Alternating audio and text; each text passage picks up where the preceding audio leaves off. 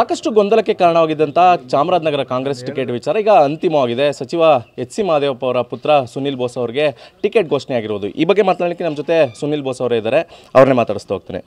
Sir, ಸಾಕಷ್ಟು ಗೊಂದಲ ಆಯಿತು, ಸಾಕಷ್ಟು ದಿನ ಹಿಂದೆಯೇ ನಿಮ್ಮ ಟಿಕೆಟ್ ಘೋಷಣೆ ಆಗುತ್ತೆ ಅಂತ ಆಯಿತು, ಆದರೆ ಇಷ್ಟೊಂದು ತಡ ಯಾಕೆ ಅಂತ? ತಡ ಪ್ರಶ್ನೆ ಇಲ್ಲ, ಯಾಕಂದ್ರೆ ನಮ್ಮ ಈ ಭಾಗದಲ್ಲಿ 28ರಿಂದ ನಾಮಿನೇಷನ್ನು ಅಂದರೆ ನೋಟಿಫಿಕೇಷನ್ ಅಂತ ಡೇಟ್ ಕೊಟ್ಟಿರೋಂಥದ್ದು 28 ಗಂಟೆನೂ ಸಮಯ ಇರ್ತು.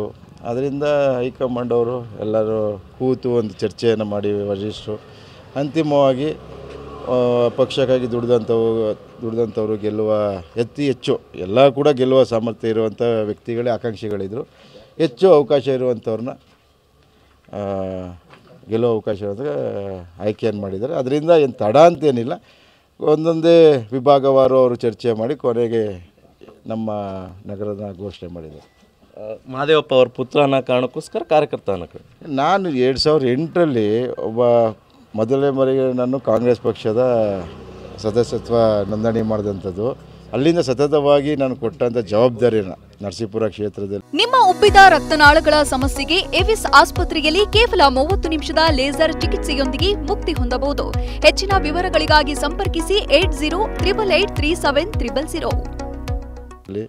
ಕೊಟ್ಟಂಥ ಜವಾಬ್ದಾರಿಯನ್ನು ಅತ್ಯಂತ ಅಚ್ಚುಕಟ್ಟುವಾಗಿ ನಿರ್ವಹಿಸಿದ್ದೀನಿ. ಪಕ್ಷ ಸಂಘಟನೆಯಲ್ಲಿ ನನ್ನನ್ನು ನಾನು ತೊಡಗಿಸ್ಕೊಂಡಿದ್ದೀನಿ.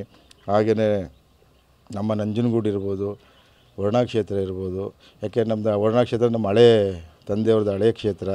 ಅಲ್ಲಿ ಹೆಚ್ಚು ಜನ ಪರಿಚಯ ಇದ್ದು ಅವ್ರ ಜೊತೆಲ್ಲ ನನ್ನ ಒಡನಾಟ ಇಟ್ಕೊಂಡು ಪಕ್ಷ ಸಂಘಟನೆಯಲ್ಲಿ ಇದ್ದೀನಿ. ಅದರಿಂದ ನಾನು ಯಾವಾಗಲೂ ಕೂಡ ಹೇಳ್ತಾ ಇದ್ದಂಥ ನನ್ನ ಮಹದೇವಪ್ಪ ಅವ್ರ ಮಗ ಅಂತ ನನ್ನ ಪರಿಗಣಿಸ್ಬೇಡಿ, ಒಬ್ಬ ಕಾರ್ಯಕರ್ತನಾಗಿ ಪರಿಗಣಿಸಿ ನನಗೂ ಕೂಡ ಒಂದು ಅವಕಾಶ ಕಲ್ಪಿಸ್ಕೊಡಿ ಅಂತ. ಯಾಕೆ ನಾನು 17ರಲ್ಲೂ ಕೂಡ ಉಪಚುನಾವಣೆಯಲ್ಲಿ ಭಾಳ ಆಕಾಂಕ್ಷಿ ಇದ್ದೆ. ಆದರೆ ಆ ಸನ್ನಿವೇಶ ಸಂದರ್ಭದಲ್ಲಿ ಮಾನ್ಯ ಮುಖ್ಯಮಂತ್ರಿ ಸಿದ್ದರಾಮಯ್ಯವರು ಕಳ್ಳೆ ಕೇಶವಮೂರ್ತಿಗೆ ಅವಕಾಶ ಮಾಡಿಕೊಟ್ರು. ಆದರೂ ಕೂಡ ನಾವೇನು ಬೇಸರ ಪಡೆದು ಇಡೀ ಕ್ಷೇತ್ರ ಜವಾಬ್ದಾರಿಯನ್ನು ಹೊತ್ತು ಅವನ ಪ್ರಸಾದ್ ಸಾಹೇಬ್ರ ಎದುರುಗಡೆ 22,000 ಅಂತರದಲ್ಲಿ ಗೆಲ್ಲಿಸ್ಕೊಂಡ್ವಿ. ಅದಾದಮೇಲೆ ನಡೆಯೋ ಜನರಲ್ ಎಲೆಕ್ಷನ್ಲು ಕೂಡ ಕೇಳಿದೆ 18ರಲ್ಲಿ. ಈಗ 3 ಬಾರಿ ಅವಕಾಶ ವಂಚಿತನಾದರೂ ವಂಚಿತಕ್ಕಿಂತ ಹೆಚ್ಚಾಗಿ ನಮ್ಮ ಆಗಿನ ಸನ್ನಿವೇಶಗಳು ಎಲ್ಲೋ ಒಂದು ಕಡೆ ನನಗೆ ಕೈ ತಪ್ಪಿದ್ದು. ಆದರೆ ಈ ಸಲ ನಂಗೆ 3 ಸಲ ಎಲ್ಲೋ ಒಂದು ಕಡೆ ಕೈ ತಪ್ಪಿದೆ. ಈ ಸಲ ನನ್ನ ಒಂದು ಅವಕಾಶ ಮಾಡಿಕೊಡಿ ಅಂತ ವರಿಷ್ಠರು ಮನವಿ ಮಾಡಿದೆ. ಅದನ್ನೆಲ್ಲ ಅಳೆದು ತೂಗಿದು ನನ್ನ ಅಭ್ಯರ್ಥಿಯನ್ನು ಮಾಡಿದೆ. ನಾನು ಆಯ್ಕೆ ಮಾಡಿದಂಥ ಎಲ್ಲ ವರಿಷ್ಠರಿಗೆ ನಾನು ತಮ್ಮ ಮುಖಾಂತರ ಒಂದು ಧನ್ಯವಾದಗಳು ಹೇಳ್ತೀನಿ.